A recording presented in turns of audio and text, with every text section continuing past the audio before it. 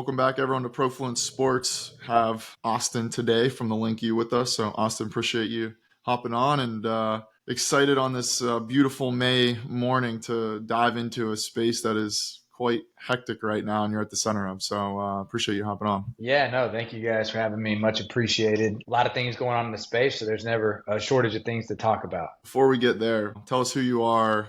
Give us a quick overview for people that aren't familiar with TheLinkU and what you're building, and we'll start to get into the weeds after that. Yeah, great. Austin Elrod. I played quarterback at the University of Houston, so I have a college athletic background. I think that helps in this space, obviously.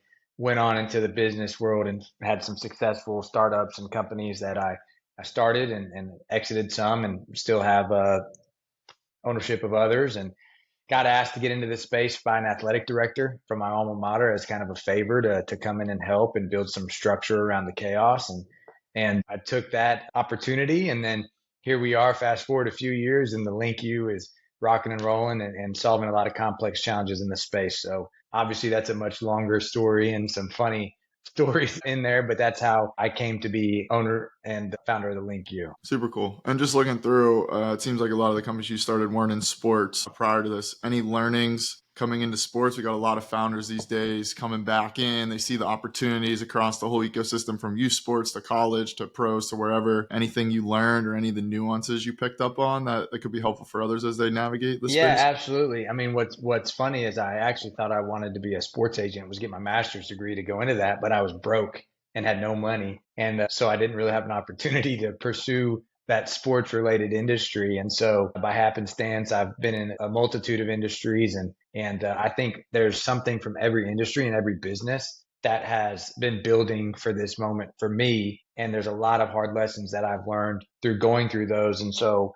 I think if you're an outsider of the space and you don't have a lot of those trials and challenges that you've gone through and you get into the NIL world, it's going to be a little overwhelming for you.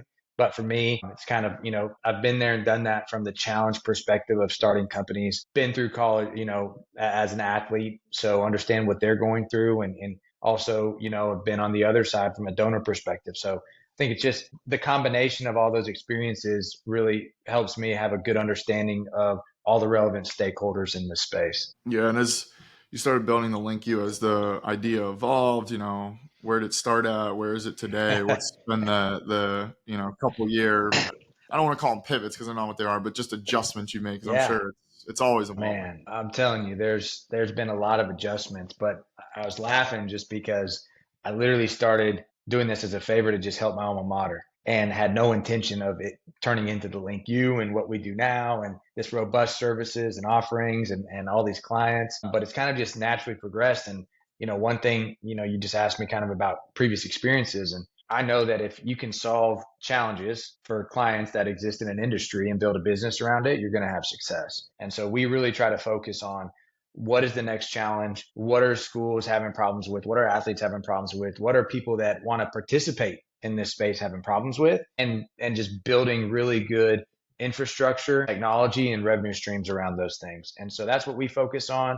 I think staying lean and mean, and me not having to answer to, a bunch of investors and investor group is a benefit because I'm able to pivot very quickly. And so while these pivots have gone on, the LinkU's kind of been at the forefront of adapting to that. And things we were doing back in 2022 are not things we're doing now. And even last year, now things are shifting going into rev share. So, we're very adaptive to what the clients' needs are in this space. And so we think we're positioned perfect going into the rev share era. Nice. And so you sort of brought up not tailored toward investors. Are you guys bootstrapped, your own capital, Yeah, strategics, or how you? bootstrap with my own capital. Yeah. So, obviously from a mass scalability perspective, we'll consider taking on some strategic capital and investors. But I think for me, it was important to date to stay lean, knowing that there was going to be pivots and stuff. And I think that's some of that experience I've had in business that's taught me, like, don't go all in day one because there's going to be the unknown. And so we've been able to take those changes and pivots in stride and be positioned where we are. Yeah. And what's the full stack offering, right? As you look through your website, it seems like it's building compliance. That's where it started at Houston. Now you have this Morgan Stanley initiative. what are some of the Yeah. other So services, products you guys are rolling out? the easiest way I can explain it, we have a robust offering of services. Again, if someone comes to me and says, I have this challenge and they're an athlete, I'm going to try to solve that. If they're a school, if they're an athletic department, so on and so forth. But everything we do can run up into three buckets. And it's basically rev share management and execution. It's technology and software systems and solutions, right? Centered around compliance, centered around transparency, tracking, reporting, and strategic revenue generation. And our revenue generation is a kind of a complex ecosystem that I've put together focused on B2B and B2C initiatives that don't impact the donor dollar and don't interfere with existing partnerships such as MMR, and IP rights and those types of contracts. So it's a completely new revenue stream and a completely new opportunity that we brought to the market. And so it's exciting times because, our challenge is getting our clients, prospective clients, to embrace this new business, revenue opportunity. That's something they've never done before. So, while we have 100 things we might do, everything's going to roll into one of those three pillars. And you keep sort of referencing the share that's coming down the pike. Timeline, what are you hearing there? What are you seeing? How's that going to change things? What are you doing to prepare for it? Give us sort of just a bunch of thoughts Yeah. around that. So, I would say about 14 months ago, we probably made the conscious decision as a business, like, hey, we think this is where this space is going to go. Everything we saw and the people we talked to that are involved at a high level. And so we've been preparing for this moment as a company. And for us, what we really do is like our RevGen side, it's already positioned perfect for this because we know that schools and athletes need and want more money. And we have those revenue streams that come into play that don't impact donor dollar, don't impact MMR rights, et cetera. For Rev Share, it was really getting to a point where we were trying to understand what are the challenges that are being faced by schools with Rev Share. And there's a lot. There's liability issues, right? There's actual practicality, like just getting payments out to athletes and how they do that, who they're coming from, where they're going. It's what do we do with the money that's going to be, kind of stored to then pay out in rev share. And so what I wanted to do is I listened to all these challenges and all these issues, and I've assembled kind of the best team and partners to allow a school to not only execute flawlessly their rev share program, but save them a massive amount of overhead and also drive revenue from doing that with Morgan Stanley. So we put that together based off all the challenges we were seeing in the space. And really it's just, right, the technology tracks and manages payments, the flow of funds, contracts, term sheets, all of that side of it. So they have a transparent, single pane of glass way to view what's going on with their rev share program.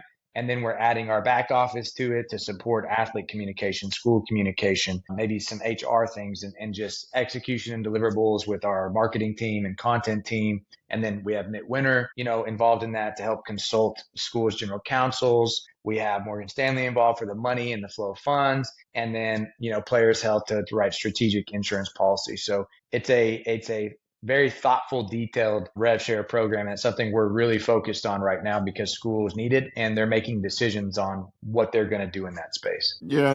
I guess instead of asking like what's next, a different way to put it is where won't you go? Or like what won't you want to build out? Like, is it you don't want to go into pros or high school? Like, I guess, Yeah, I would say reversing the question. right now, solely focused on college athletics. I mean, 5 years from now, who knows? But there's so many challenges and so many things that we still need to evolve as a company to solve solutions for our clients that we're laser focused on rev share, rev gen, and technology. And that's going to be where we hang our hat for the foreseeable future with minor additions and changes and pivots based off what's going on in the industry and what our clients need. 100%. And tell us a little bit more about like the Morgan Stanley side of things. How does that work? How does that operate, right? A lot of us see the big banks, the JPs, the Goldmans, the Morgans, right? Come in and do these initiatives, right? What does this one look like? How's it different? Where do you see it going? Give us the nuts and bolts. First, I just want to give a shout out to Morgan Stanley and Morgan Stanley Global Sports Entertainment. We've worked long and hard on this initiative. I would say, why is it different? Because it's catered specifically to the needs of the NIL space. And so I have a portfolio at Morgan Stanley, have a tremendous amount of respect for them. They do a wonderful job for me personally. So I probably shouldn't say it this way, but I got so tired of traveling around the country and hearing financial literacy, financial education, financial this, that. There was no call to action.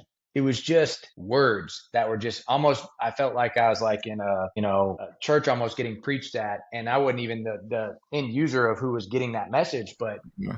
I was like, we got to do something about this. You have athletes. Look, they don't know how to invest. They don't know how to plan long term. They don't know how to do these things. I remember sitting in those chairs, and they used to talk about financial literacy and education back then. Which, don't get me wrong, it's incredibly important.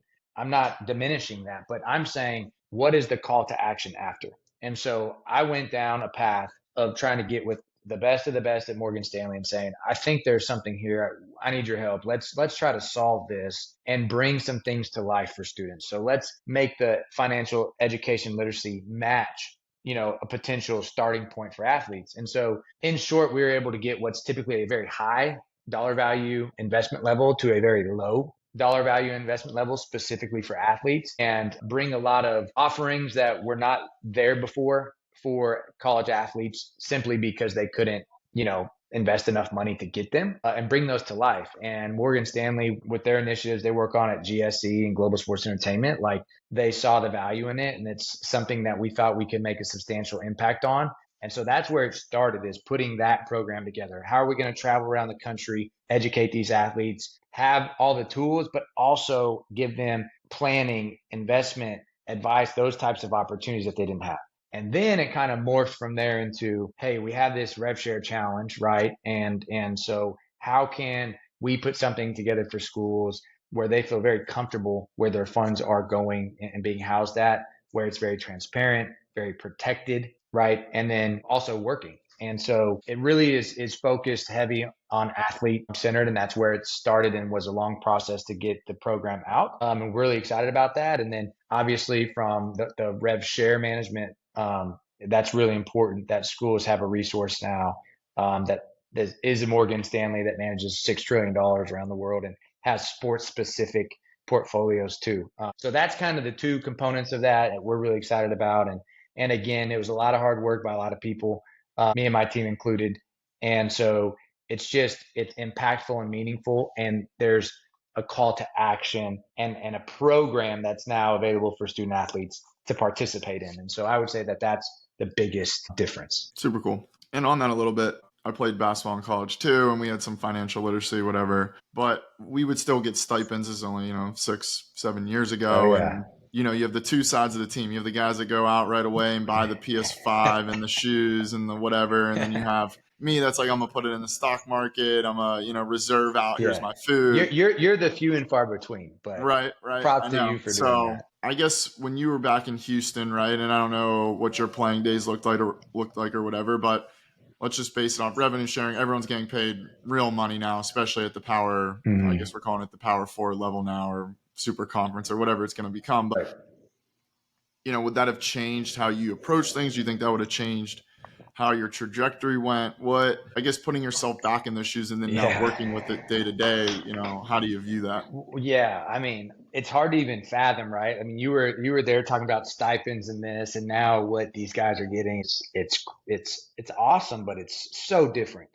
And what I would say is one of my passions of why I do this, like the why and why I'm doing this, obviously outside of business and opportunity, is the weirdest part of my life was when we played Penn State in a bowl game at the Cotton Bowl. And I remember getting a text like 2 days later, like, hey, thanks, clean your locker out by like Friday at 5.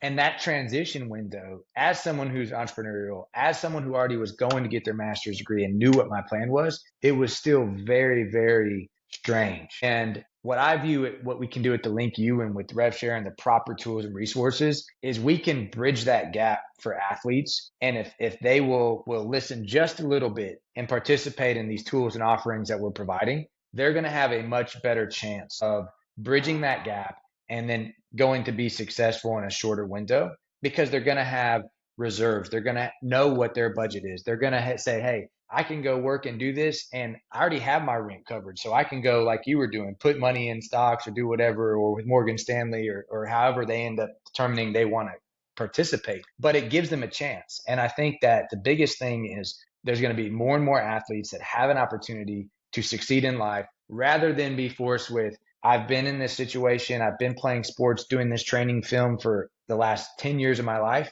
and now I'm kind of kicked to the curb with no money, no plan, and no resources. And I think that even prior to NIL, so I'll call it from like 2015-ish, it's gotten a little better of the, I'll call it the offboarding process for college athletes. But I played from 7 to 11, and it was like the Band-Aid off, see ya. For me, at least, that was my personal experience. um, so that's my passion. And I think that everything we do is catered to how can we then turn more student athletes into success in study cases in the business world, in whether private sector, public sector, and hopefully more and more can go be professional athletes. But as we know, those statistics don't really change much. And so that's kind of, what my hope is the plan and path the athletes can go down with programs like we rolled out with Morgan Stanley and other things we do with our other partners and at the LinkU to bridge that gap and to allow people a little more time, a little more less stress, right? Being able to stay in their apartment for another 6 months or something. Just more opportunity, time to decompress and figure out what's next for their life. Yeah, that offboarding, it's an interesting way to put it is, yeah, and it happens super fast for a lot of people. And then they look back and they're 30 or whatever, and they're like, what happened, right? And Yeah. so to have that time to sit and have that cash and reserves to be able to go take a risk if you want, go take a job if you want, whatever it is super, super awesome. Yeah, and it's teaching them if they participate in their earnings and life, it's teaching them business skills and money management skills and those things earlier on. So not only are they having the money and the monetary resources to do those things you mentioned, but they're also learning those skill sets through all the programs available to them. So hopefully that they're equipped with the knowledge and the know-how to go about, going to the next chapter of their life. 100%. And how do you view, we have the basketball and the football. Now we have all the Olympic sports. How are you guys taking that Yeah. on? Are you just staying focused on where most of the revenue is going to be coming from, or how do you guys balance that No, out? so that's actually a really good question. I appreciate that question because it's always a challenge, right? Look, everybody on earth that's breathing knows that the monetary demands go to football and basketball primarily, and that's not that it's unfair or whatever. That's revenue driven sports, and that's the market, and the market sets Market. itself up. But what we do is we always like we have someone in our company that focuses solely on female sports programs. Their sole purpose for what they do is to try to go out and find deals, whether they're smaller, whether they're more unique, whatever the case is for female sports programs. So we're proud of that, and we do pretty well with that. Additionally, when there's enough money on the table for, I'll call it your true NIL type of deals, we always are able to loop in other sports programs, whether it's Olympic sports or female sports or whatever, to kind of create the perfect environment for the student athletes that are representing this deal. And so we work really hard at that, and we're proud of it. Rev share is going to be a little bit different, obviously, because that money goes to that athlete, and that's how the breakdown goes. So I think what we're working on the true NIL and brand deals and our B2B stuff that then drives money into NIL, we'll continue heavy to push the female programs and the and Olympic sports and stuff. I also think, honestly, there's going to be, and we've already seen this, because RevShare is going to take care of those sports and all the new money that's coming into that, there will be more opportunity now for those other programs. And I think the coaches and the players that recognize that and put the time and effort in are going to end up getting more money for their programs through other resources. And like something that we allow coaches to participate in is our B2B national strategic partnerships. So if you have a coach that's, let's say it's a softball coach, right? And that coach has a friend that has some type of business in Washington State and that coach is in New York, we likely have a national partner for that business in Washington State that they can participate in to drive strategic revenue back to that program. And so we do things a lot different. I've built that infrastructure out the last 3 years, and it's I'm not going to say it's non-replicable, but it's not easily replicable because it's taken a lot of time and money and investment to get the best of the best in different industries and the background checks and all those things that go into that. But we have those types of creative opportunities for coaches for those programs, Olympic sports, to participate in to drive revenue for their teams. That's powerful, and I think there's going to be more and more opportunities for that in the post rev share world. Yeah, I think instead of me answering it, I'm just going to sort of push it on you. You've been in this, I don't know, 3-4 years now. Fast forward another 3-4 years. What do you think the whole space looks like? Because I don't know, I'm very much a feel, gut, instinct type person. Mm-hmm. And my feel is like, we're going to look back in a few years and be like, there was a lot of pivotal things that took place in 25, 26 that just everything looks completely different from what we all knew it was. Yeah, I would agree with you. I think that, I mean, if I look at from when I got the first call to come into a meeting and what that meeting was about, compliance, and coaches couldn't talk to athletes about NIL. Couldn't even, weren't supposed to mention it. Yet we all knew what was going on. I mean, some of the things just are not practical. And I do have concerns that right now with the House settlement and things that are being discussed on enforcement and stuff, they're not practical. They're not going to allow the right structure to operate. And so I don't think we're there yet. I think we're several years from having something that really makes sense, whether it's collective bargaining, whether it's modified rules again. I couldn't tell you what that's going to look like because unfortunately I probably won't have much of a say or control in some of those things. But I don't think that the House settlement is going to make as big of an impact as most people are hoping or think. I think it's going to allow schools to pay athletes, and I think there's going to be a little more structure around NIL. But I can tell you there's 20 problems that I know right now that are about to come out of this that are not solved. And so for us, like for me at the LinkU, we're going to continue to drive revenue because we know that schools and athletic departments and athletes are always going to need revenue. And we're going to continue to focus on those initiatives. Technology is going to continue to come and be a bigger player in the space. Obviously, you have AI coming into that and other things. And so we're going to continue to develop our tech, and we're going to do it very purposefully for NIL for what our clients' needs are. And then we're going to continue to evolve this rev share model and this rev share program with our partners to make sure that our clients have the most robust and best offering to pay their athletes and are protected. And I don't see us pivoting from those three kind of things. And I think if we focus on those, we know that schools are going to pay athletes. We know that technology is going to be needed, and we know that revenue is going to be needed, right? And so that's what my plan is. But I'm with you. I think that in 3 years, it's going to look maybe as different as it looked 3 years ago. And so that's something that, we can't plan perfectly for, but we'll obviously try to stay out ahead of what's coming. I love it. Yeah, it's exciting times, and appreciate you coming on today, Austin. I guess as we close out, where can people learn more about the LinkU website, socials? Where are the best places for people to get I would information? say the website and socials are great. It's a very small picture of what we really do, and some of that's purposeful. We don't want to play all of our cards in such a new industry with so many people trying to get in.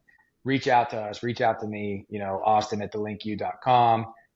We're easy to get a hold of. We're out there and happy to meet with anybody. And I really appreciate you and what you're doing. Profluence is doing. I like that. I like what you kind of put together, and I'm a fan. And I didn't know much about it prior to about a week ago, and now I'm kind of locked in. So I appreciate you and excited about what we're doing. So we'll have to come on here periodically and give you some updates if there's anything exciting to talk about. I love it.